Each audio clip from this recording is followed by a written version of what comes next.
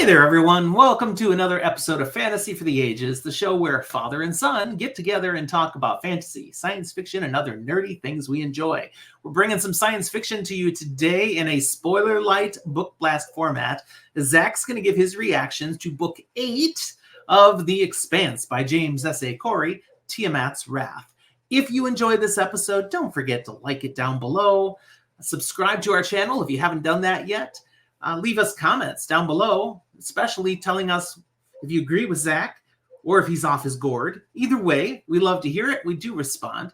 And down in the show notes, you can see the other ways that you can get in touch with us. Our Discord server, various social medias, even an email if you want to. So Book 8 of The Expanse. Fascinating book.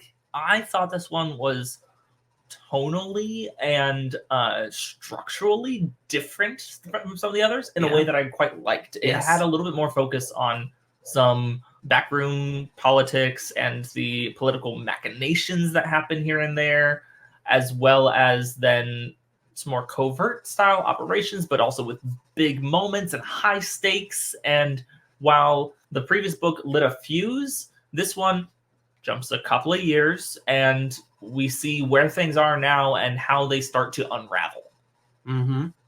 Starts on a little bit of a somber note, but we say goodbye to a core character of the series. It's also kind of like who was freaking old, so it was exactly. So it's like an okay, satisfying somberness, not a sudden one.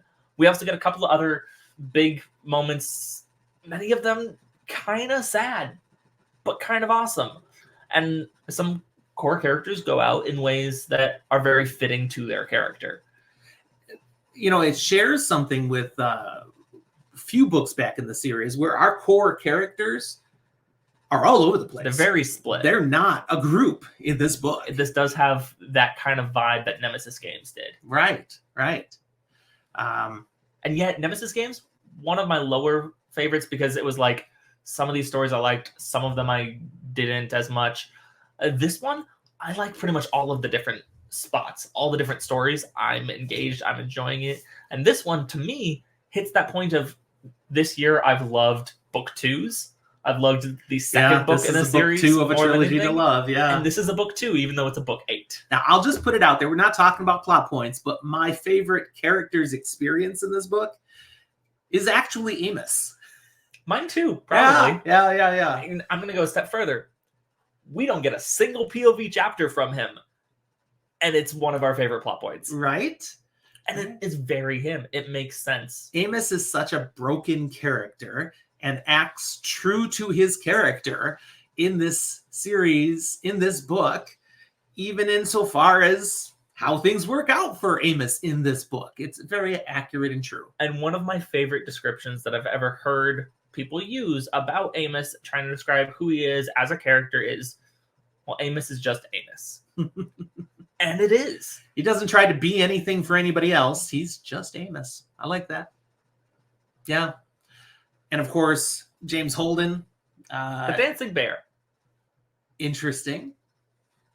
It's been too long since you've read that book, if that doesn't make sense to you. That doesn't make sense to me. There's an interlude literally called The Dancing Bear. Okay. Which is one of the few Holden chapters in this book. Holden is in a Holden pattern. Ha ha ha. I'm a little frustrated with his story arc. I understand. I'm not. Okay.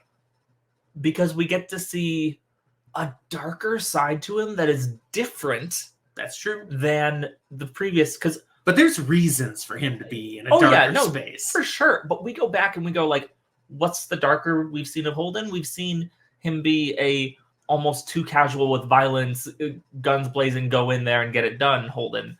And that was kind of the worst of him. This is very Holden the talker, Holden the peacemaker.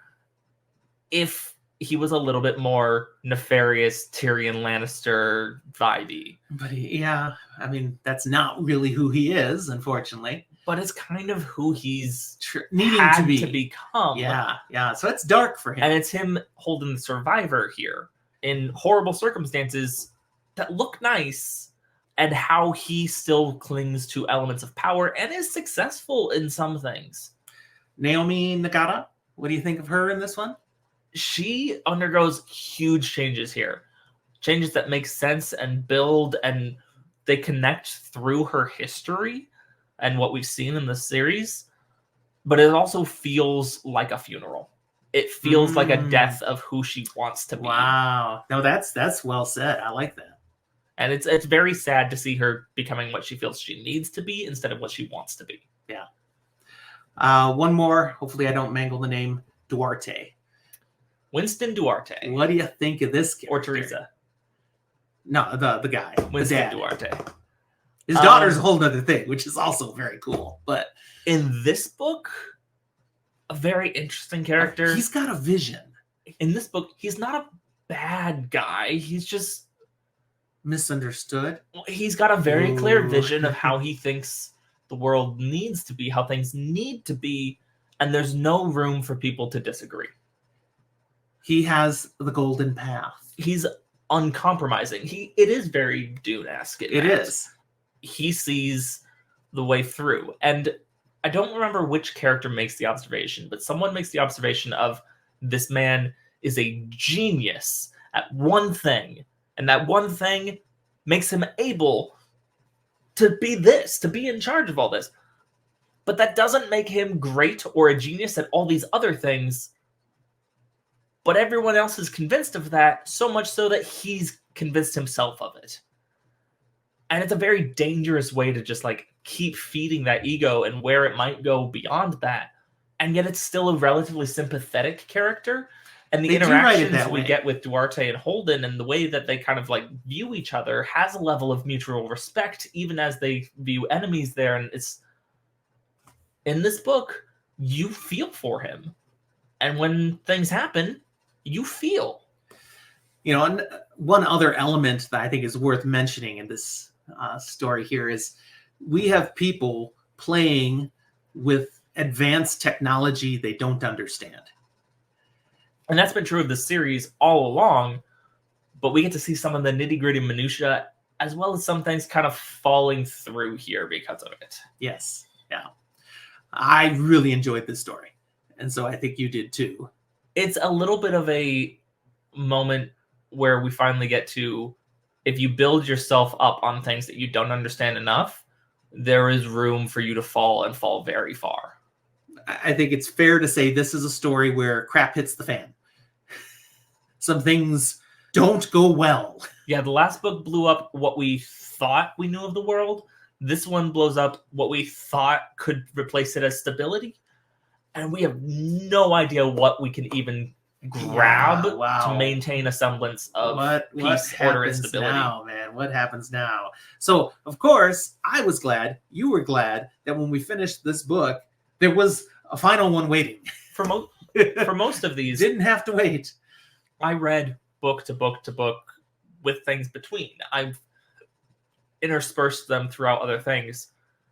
I finished Tiamat's Wrath and I said, there's one left. I'm just going straight. I'm going right into it. I need to know how this wraps. I'm good with finding it's just one more. And yeah, it's not like it's a cliffhanger. I need to know what happens next.